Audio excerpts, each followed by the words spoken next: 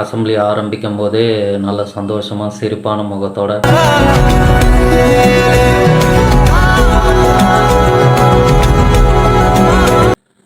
இன்னைக்கு நல்லா டிஎம்கே வச்சு குஜிலி மஸ்து ஃபன் பண்ணியிருக்காங்க. மாண்புமிகு சாமி அமைச்சர் இந்து சாமி அமைச்சர் திமுகவில் இருக்கவங்கலாம் கொத்தடிமையாக இருந்து கொத்தடிமையாக வாழ்ந்து ஒரு சின்ன வார்த்தை சொல்லிச்சு, அந்த வார்த்தையை கூட சரியாக சொல்ல தெரியாத முகம் வாங்கியிருக்கான்.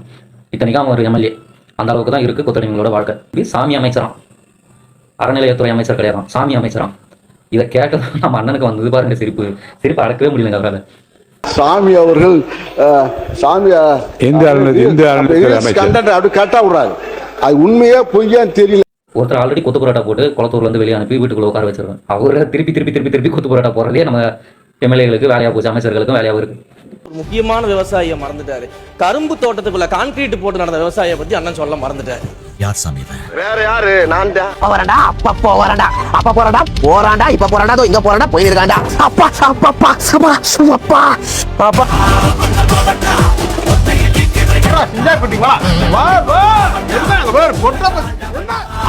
சரி, நான் செவனேந்தானா போய்க்கிருந்தேன்.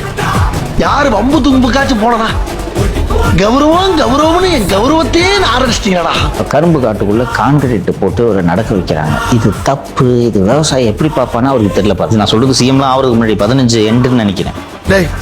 இவன் வேற என்னை ரொம்ப டார்ச்சர் பண்றான்டா.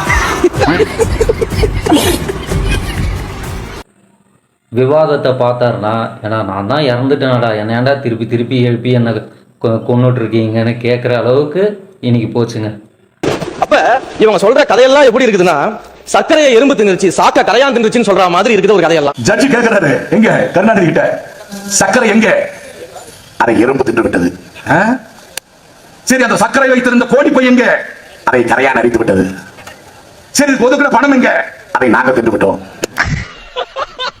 உங்க ஸ்மைல் கியூட்டா இருக்கு.